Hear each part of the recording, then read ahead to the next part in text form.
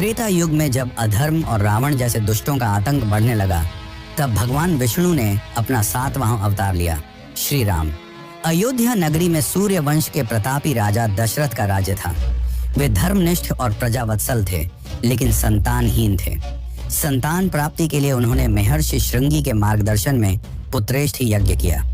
यज्ञ के फलस्वरूप रानी कौशल्या से श्री राम, रानी कैकेयी से भरत और रानी सुमित्रा से लक्ष्मण व शत्रुघ्न का जन्म हुआ। राम बचपन से ही तेजस्वी, शूरवीर और विनम्र थे। जब महर्षि विश्वामित्र यज्ञ में विघ्न डालने वाले राक्षसों से त्रस्त हुए, तो वे राम और लक्ष्मण को अपने साथ ले गए। वहां राम ने ताड़का और सुबाहु जैसे राक्षसों का वध किया और विश्वामित्र का यज्ञ सफल हुआ। इसके बाद वे मिथिला पहुंचे, जहां राजा जनक ने अपनी पुत्री सीता का स्वयंवर रखा था। स्वयंवर की शर्त थी भगवान शिव के विशाल धनुष को उठाकर प्रत्यंचा चढ़ाना। अनेक राजाओं ने प्रयास किया, पर कोई सफल ना हो सका। तब राम ने सहजता से धनुष उठाया और उसे तोड़ डाला। इसी के साथ सीता जी ने राम को पति रूप में स्वीकार किया।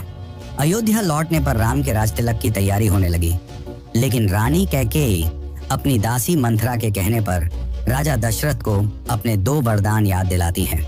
राम को 14 वर्षों का वनवास और भरत को अयोध्या का राज सिंहासन। राजा दशरथ विवश होकर यह वचन निभाने को बाध्य हुए।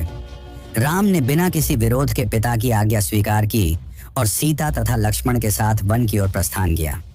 वनवास के दौरान अनेक घटनाएं हुई। शूर्पणखा का प्रसंग, खरदूषण का वध और अंततः राक्षसों के राजा रावण द्वारा सीता हरण।